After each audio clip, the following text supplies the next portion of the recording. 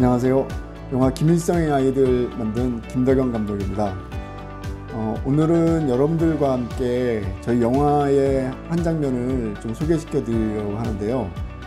저희 영화에서 가장 인상적으로 관객들이 보시고 많은 반응을 해주신 그런 장면 중에 하나입니다. 1950년대 동유럽의 북한 전쟁과들이 루마니아에서 머물고 있을 때 과연 어떤 생활을 했는지를 엿볼 수 있는 그 생생한 기록필름이었습니다. 그 기록필름 중에 아이들이 아침조회 시간에 북기 개양대에서 하늘에 날붙기는 인공기를 향해서 격려를 하는 그런 장면들이었는데요. 놀랍게도 국기에는 김일성의 얼굴이 새겨져 있었다는 사실입니다. 사실 저 역시도 그 장면을 보고서 굉장히 좀 많이 놀랐던 것이 사실이고요. 세상에 수많은 독재자들이 있고 정치 지도자들이 있었지만 자신의 얼굴을 자국의 국기에다가 새겨놓은 그런 그 정치 지도자는 저는 한 번도 본 적이 없는 것 같아요. 영화 속에 등장하는 그 장면을 보시고 정말 1950년대 동유럽에 있는 북한 전쟁고아들이 얼마나 김일성 우상화 교육을 집중적으로 받았는지를 많은 사람들이 느낄 수 있는 그런 장면 중에 하나였습니다. 굳이 나레이션이라든가 설명이 필요 없을 정도로 그 장면은 굉장히 충격적이고 인상적인 장면이었는데요.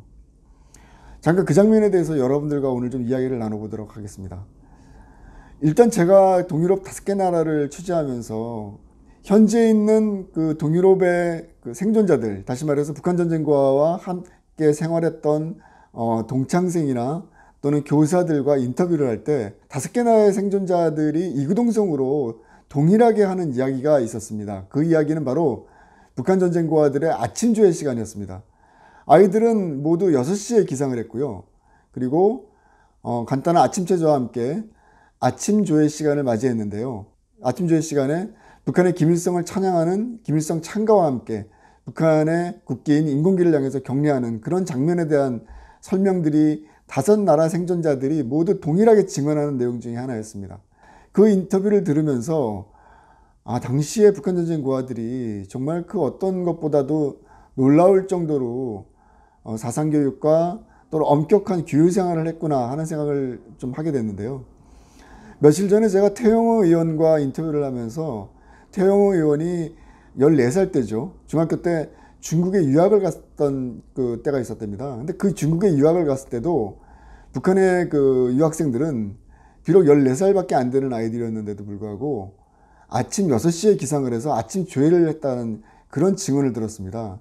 그러니까 사실 이것이 단지 1950년대만 진행됐던 이야기가 아니라 굉장히 뿌리 깊게 오랫동안 북한에서 진행됐던 사상교육 프로그램 중에 하나라고 좀 말을 할 수 있을 것 같은데요. 여러분들에게 제가 솔직히 하나 고백할 게 있습니다. 사실 이 장면은 2019년 제가 동유럽 취재하면서 발굴된 자료가 아닙니다. 그 자료화면은 2004년도에 제가 루마니아에서 발굴한 자료입니다. 여러분들에게 제가 이 말씀을 드리는 이유는 사람이 어떠한 관점으로 세상을 바라보느냐가 그만큼 중요하다는 것을 여러분들에게 말씀드리고 싶어서 오늘 이야기를 꺼냈는데요. 2004년도에 제가 루마니아에서 이 자료를 발굴했을 때 저는 이 북한의 인공기에 김일성의 얼굴에 새겨져 있는 것에 대해서 저 스스로 어떤 문제제기도 하지 않았습니다.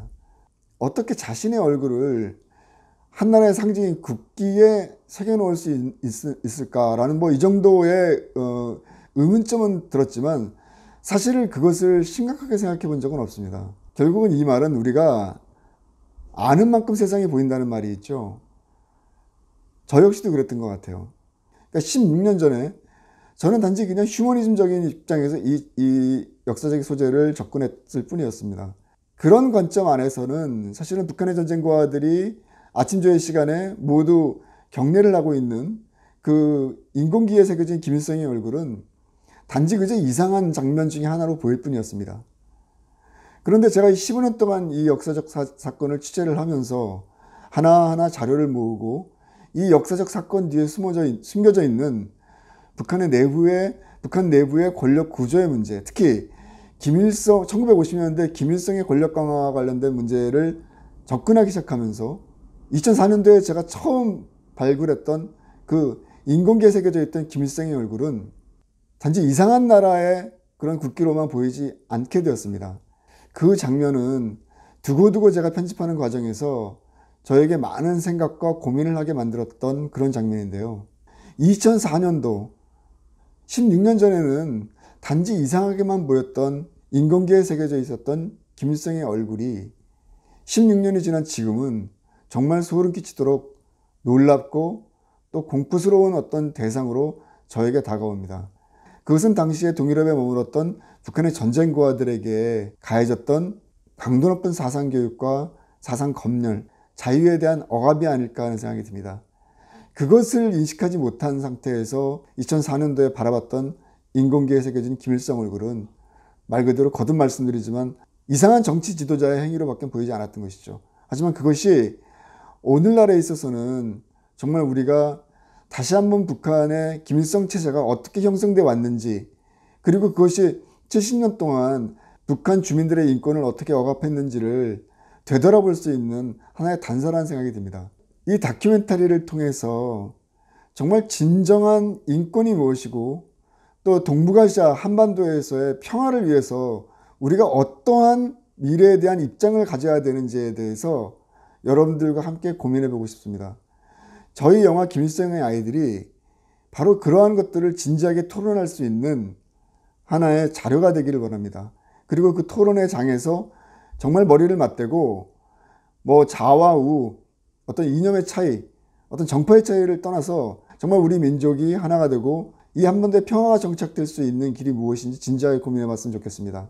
오늘은 1950년대 동유럽에서 머물렀던 북한의 전쟁고아들의 아침조회 시간에서 나부꼈던 북한의 인공기, 김일성의 얼굴이 새겨져 있었던 인공기에 관해서 여러분과 이야기를 나눠봤습니다. 제가 유튜브 시작한 지 얼마 안 됐는데 저에게 이렇게 소중한 성금을 보내주신 분들이 있습니다. 그래서 오늘은 제가 그분들께 정말 진심 어린 감사의 인사를 좀 드리고 싶어서 잠깐 여러분들에게 그분들 이야기를 하지 않을 수 없는데요. 먼저 독일에 계시는 한명희님, 멀리서 저희 영화 또 저희 활동들 이렇게 응원해 주셔서 다시 한번 진심으로 감사드립니다. 언젠가 제가 베를린에 가게 될 때 다시 한번 인사드리고 또 많은 이야기 나눌 수 있는 기회를 좀 마련해 보도록 하겠습니다. 정말 감사드립니다. 그리고 다음에 제가 불러드릴 분들은 제가 사실 잘 모르는 분들인데요. 어떻게 하시고 저희 영화와 또 저희 활동에 이렇게 후원해 주셨는지 모르겠지만 다시 한번 진심으로 감사드립니다. 한 분 한 분 소개를 시켜드리도록 하겠습니다. 정연일님, 양정수님, 이필영님, 노혜숙님, 신경자님, 김재수님, 이런 분들 성명은 있지만 사실 제가 잘 모르는 분들이라서 뭐 어떻게 인사를 드려야 할지 모르겠지만 어쨌든 이런 기회를 통해서 인사드리고 싶고요. 그 다음에 어떤 짤막한 문구로 성금을 보내주신 분도 두 분이 있습니다. 문화전쟁 승리, 감독님 응원합니다 하면서 성금 보내주신 분입니다. 다시 한번 이렇게 저희들의 활동을 지원해 주시고 응원해 주신 분들 진심으로 감사드리고요. 이런 것들이 막상 제가 또 경험을 해보니까 정말 굉장히 큰 용기를 주는 것 같습니다. 그리고 앞으로 어떤 일을 하든지 간에 정말 이런 분들이 뒤에서 저희들을 응원해 주시구나 라는 그런 생각을 하면서 조금 더 어려운 상황이 있더라도 한 발 한 발 앞으로 나갈 수 있는 그런 게 아닌가 싶기도 하고요. 어쨌든 다시 한번 진심으로 감사드립니다. 다음 시간에 또 좋은 이야기로 찾아뵙도록 하겠습니다. 감사합니다.